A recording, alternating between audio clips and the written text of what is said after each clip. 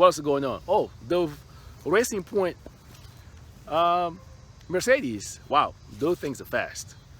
But the only thing that they haven't managed the podium is, so they need to manage the podium. You know, they definitely need to manage the podium. So those cars have to get a podium. They definitely need to get a podium, especially at Silverstone. That's their home track. That's their home track. So they need to get a podium. I mean, if they get a podium there, and next year, you know, the excitement will be even more because there'll be Aston Martin British, and you know, they're coming to their home track, so that'll be like a celebration. That'll be just perfect. So they need to try to get a podium this year at Silverstone. At least one of the car needs to get a podium in one of the races. So that's what they need to do. What else is going on? All right, well, and also there's talk that right now, Fernando Alonso was offered the ride at Racingpoint. He turned it down in favor of Renault.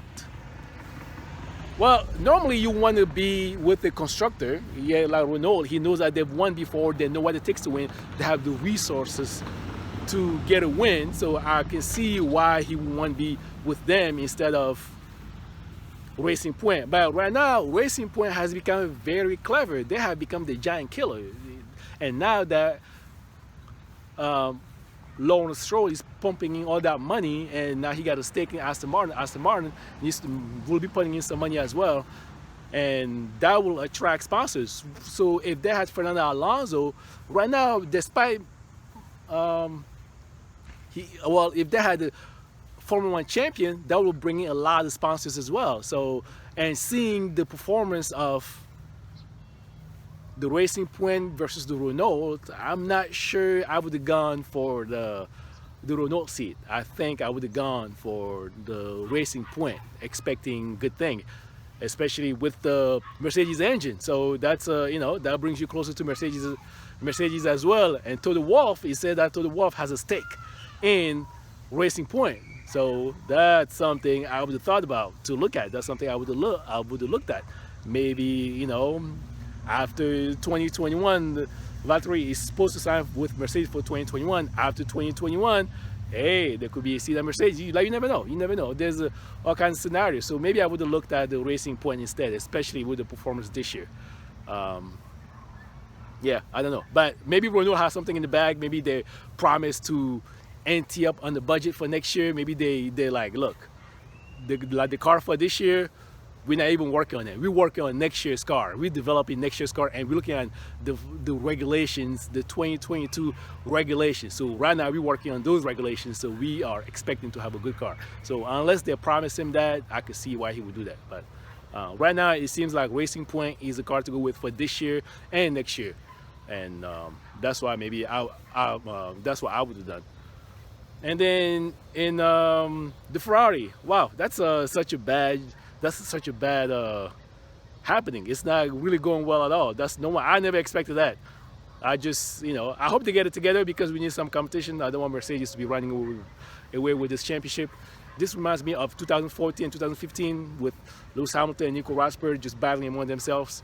And it's not, yeah, I mean, they have some good battles, but right now, I don't think Valtteri will be battling with Lewis just like Nico was, and especially with the 6th championship. I think if it gets too heated, the team will step in, and they'll rather have a 7-time champion in Mercedes engines than having Valtteri be a 1-time champion. So I think eventually the team will step in and have team orders, because if they know that, okay, Valtteri is close, but we know that Lewis Hamilton can win this championship, so we don't need to make it too hard for him. So they will step in and make sure Lewis Hamilton wins. I think that's what they need to do as well. I mean, yeah, that's what they need to do.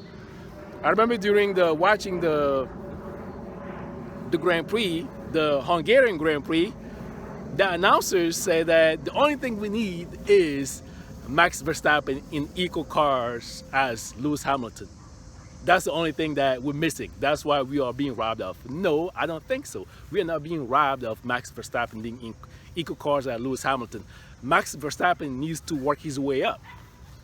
Just like Lewis Hamilton did, he got plenty of competition. Yes, he does have plenty of competition. So we're not being robbed of. Lewis Hamilton worked his way up. He's been in Formula 1 for years. over 10 years. In fact, I think that's 13 years. This is 13 years. So he's a veteran. He worked his way up. He didn't just get there. So he's not just a rookie. He doesn't have to prove himself. It's because of him that Mercedes is this winning. As soon as he left McLaren went down. They only had one podium until last year and this year, until Lewis Hamilton himself gave them a couple podiums. They had one podium and that was it. And then Lewis Hamilton gave him a podium last year. He gave him a podium this year. So when he came to Mercedes, he came with Paddy Lowe and a few of his mechanics and his input. And because his input, being a Formula One champion, his input has a lot more weight. The engineers will believe more what he says, so they're more willing to act on his input instead of just, let's say, George Russell was at Mercedes. Even if they had the same exact people they have now, I don't think the same exact people, the same exact budget they have now, they won't be as good because the engineers, the mechanics will not trust his input as much as Lewis Hamilton. So even him telling them stuff, they would have doubts about the setups and the stuff he's proposing compared to when you have someone of the caliber of Lewis Hamilton. If he says, in this case, 1 + 1 will be 3, you will say, okay, we'll do it. We believe you. If George Russell comes in and says, look, in this case, I think 2 + 2 is 5. You'd be like, no, it's 4. We know that for sure. We know it's 4. So it'll be, it wouldn't work. So they won't trust his input as much as Lewis Hamilton. So that's what makes it work. Him having worked his way up and beating champions, he went against Nico Rosberg, he went against Fernando Alonso, he went against Jenson Button. So he went against all those guys. So his input is a lot more trustworthy now. He knows what he's doing. So that's what makes his team go. So no, Max Verstappen does not need to be in the Mercedes because Lewis Hamilton has worked his way up and he deserves to enjoy his time at the top. So that's my take on it. Yeah. And not just because it's because of Black Lives Matter movement. No, he seriously enjoyed his time at the top. He was losing in the McLaren, and he was a sore loser in the McLaren. But now he came to a team, he left the team. People thought that when he left McLaren that he's going to be in the mid-pack.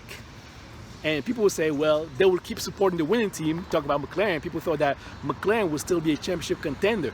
I remember when Sergio Perez went to McLaren, he said that, yeah, he's planning to go for the championship. He will be going for the championship in his first year. But now we saw what happened. It didn't work out.